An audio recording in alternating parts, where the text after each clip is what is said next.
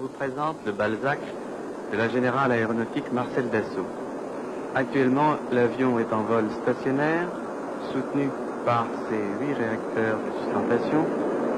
Je le maintiens et je le fais évoluer grâce à des jets d'air que je commande par le manche, ces jets d'air débouchant à l'extrémité de la voilure, à l'extrémité du fuselage et sur la queue.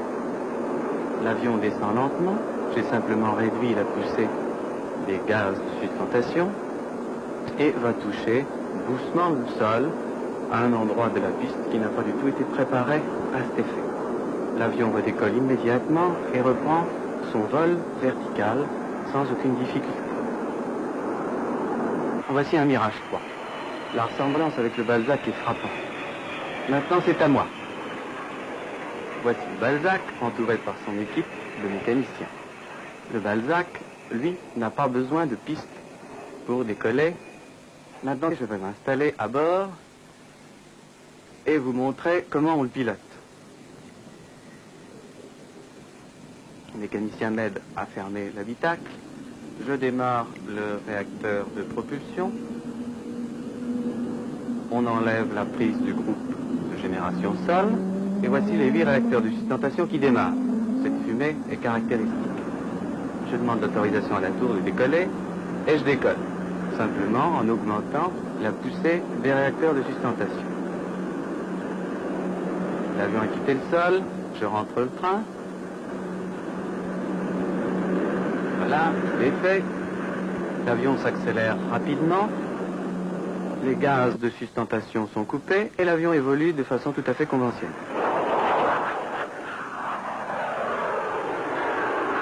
Pour atterrir, il va nous falloir allumer les réacteurs de sustentation et progressivement augmenter leur poussée au fur et à mesure que l'avion se freine.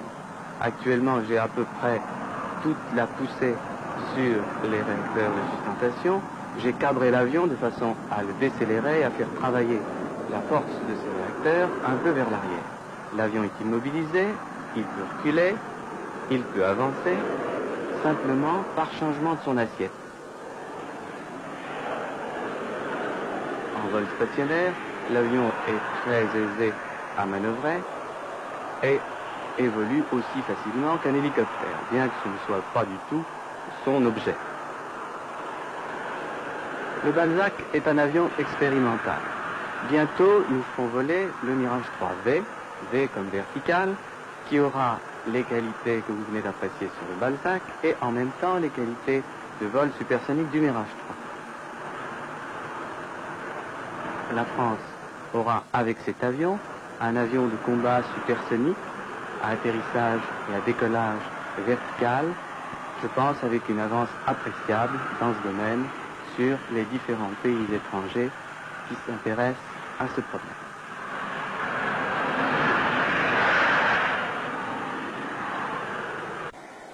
Pour s'affranchir des pistes longues, coûteuses et vulnérables, les états-majors ont été amenés au concept d'avion à décollage et à atterrissage court, c'est-à-dire au STOL.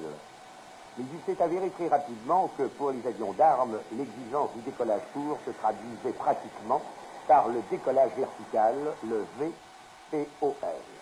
Il était donc nécessaire de recourir à un principe nouveau de sustentation.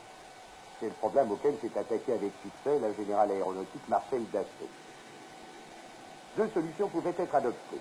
La sustentation au décollage et à l'atterrissage et la propulsion en vol normal sont assurées par le ou les mêmes réacteurs. C'est le cas du Hawker 1127. Ou bien des réacteurs spécialisés assurent seuls la poussée nécessaire à la sustentation, la propulsion étant assurée par un réacteur classique. Les ingénieurs de la Générale Aéronautique Marcel Dassault ont choisi pour de bonnes raisons la deuxième solution. Et c'est sur un Mirage 3 dont le fuselage a été légèrement grossi qu'ils ont placé 8 petits réacteurs Rolls-Royce RB162, ce qui représente 8 unités sustentatrices. La propulsion étant assurée par un réacteur classique, un réacteur Snegma TF106. Le prototype que vous voyez évoluer, le Balzac V, dérivé du Mirage 3, est équipé de Rolls-Royce RB108 et de 1000 kg de poussée chacun seulement, soit la moitié de la poussée du réacteur définitif. Depuis le 12 octobre, le Balzac V a effectué plusieurs vols. libéré de ses attaches, il effectuait son premier vol stationnaire le 18 octobre 1962, avec une avance de plus de 2 mois sur le programme prévu. Les essais sportifs avaient succès, et il est certain qu'à la fin de 1963, la France sera le premier pays au monde à posséder, avec le Balzac V, devenu le Mirage 3V, un avion capable à la fois de décoller et de se poser verticalement et de dépasser Mach 2, c'est-à-dire plus de 2000 km en vol horizontal.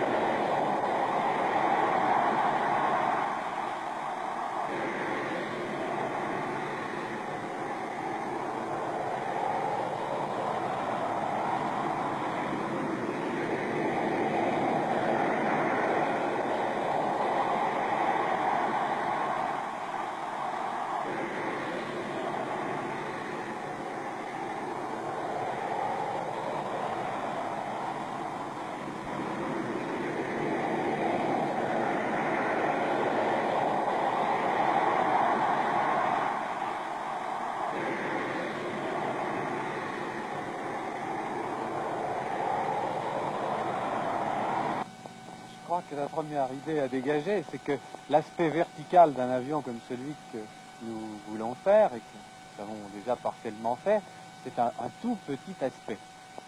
L'aspect vertical est réduit au décollage et à l'atterrissage. Et il est évident que dans cette phase de vol, on peut comparer l'hélicoptère et l'avion. Les commandes sont aussi simples et je dirais même que l'avion, comme le Balzac, est plutôt plus facile que la plupart des hélicoptères actuellement en service. Notre problème, c'est de faire un avion qui, au point de vue vertical, donne le maximum de facilité de pilotage. C'est à ce problème que nous sommes attelés. Je pense que quand cet avion sera fait, eh bien, il sera plus facile qu'un hélicoptère et sans doute le décollage vertical lui-même posera moins de problèmes que le décollage classique pour les avions actuellement en service. Pas inquiet.